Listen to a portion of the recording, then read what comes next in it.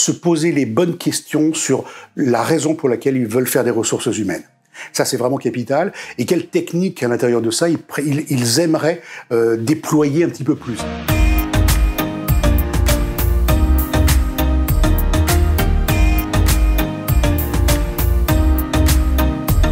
Alors, elle a une justification quand même, cette spécialisation, c'est le fait que nous soyons une école de management.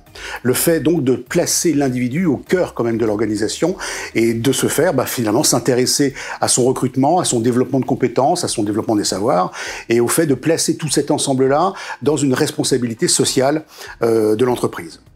Nous avons bien entendu pris en compte, et il faut le prendre en compte, la transformation des entreprises. Transformation des entreprises sur plusieurs ordres. D'une part, celui de la transformation numérique, indéniable et on est en plein dedans. Celui de la prise en compte des changements de comportement, organisationnels notamment, et celui aussi de nouvelles modes, je dirais, d'organisation des entreprises.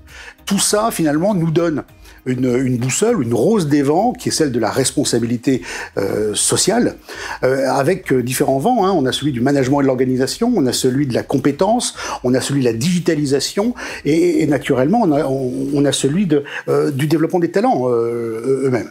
Donc à partir de ce moment-là, nous avons créé cette spécialisation, et son objectif, finalement, c'est de répondre aux besoins des entreprises sur ces affaires de ressources humaines, intégrant toutes les mutations dont je viens de parler. 3 types d'enseignements clés. Un premier, ce sont ce qu'on va appeler les cours, les enseignements métiers, dans lesquels on va retrouver le talent acquisition, l'ingénierie de formation, le droit du travail lié à l'évolution numérique, bien entendu. Et quand je parle de talent acquisition, on va faire référence naturellement au fait d'y ajouter les procédures aujourd'hui, les process nouveaux d'intégration intelligence artificielle, par exemple, ou des job boards, etc., etc. On va ajouter dans l'ingénierie de formation toute la digitalisation des formations, le Digital Learning Management, mais on va avoir aussi de la santé-sécurité au travail, la gestion des crises, et puis bien sûr toutes les histoires de rémunération et d'administration du personnel. Bon, il y a d'autres cours métiers bien entendu qui prennent souche sur ces bases.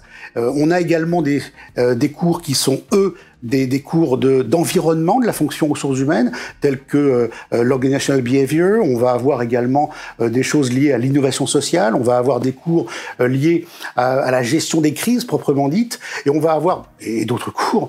Et on va avoir aussi des cours qui sont plus liés à une transversalité, tels que les soft skills, l'anglais, les masterclass thématiques qui sont proposés aux étudiants. Je crois que les profils à même d'exceller dans cette spécialisation sont des profils ouverts. Déjà, il faut être très très ouvert, il faut avoir la rigueur de l'esprit et la richesse du cœur. C'est-à-dire que, bien entendu, mettre au centre, comme fait le MLV, l'individu au cœur de la problématique. Donc, être rigoureux dans tout, bien sûr, les aspects chiffrés, les aspects confidentiels, être discret, avoir envie aussi d'intégrer dans ses missions toutes ces nouveautés liées à la transformation numérique, bien entendu, et puis avoir une vraie impédance pour le développement des compétences en toute discrétion. Voilà les profils types des étudiants que nous pouvons avoir à l'entrée en 4e année.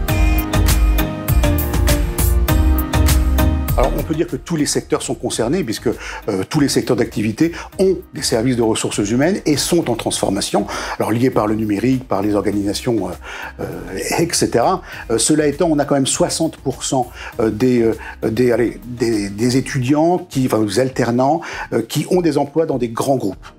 15% à l'étranger, et puis je dirais l'entre-deux sont dans les grosses PME. Les secteurs d'activité, en revanche, qui sont les plus recruteurs de ces étudiants, ils sont pour 50% d'entre eux dans le conseil et la technologie, dans 30% les banques et assurances, et dans 20% les sociétés avec plus de conseils.